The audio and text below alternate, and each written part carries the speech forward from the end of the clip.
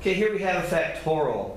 Now, I want to say this, there's a way to do it, calculator, and we're going to show first off the math way, and that would be to 6 factorial, just means 6 times 5 times 4 times 3 times 2 times 1, and 4 factorial is 4 times 3 times 2 times 1. Well, obviously, those would all cancel out, so you would have 6 times 5 over 1, which is just 30 over 1, or 30. Now, the other way to do this would be with your calculator. You can see the little symbols all right up here. And what I want to do is, when I come up here, I want to show that.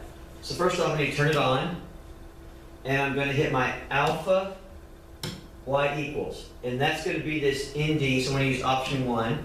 That's what that's referring to here. Now I have this in this format here.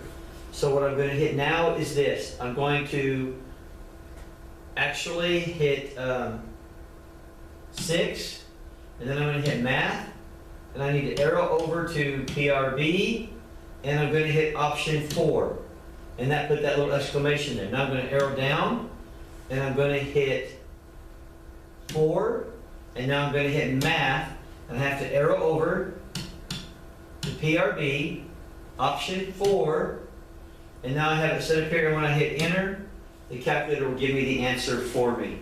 Really nice. That's what that's saying right there. That's what those problems are showing you to do. You may have to arrow like 3 times though to move over there. Thank you.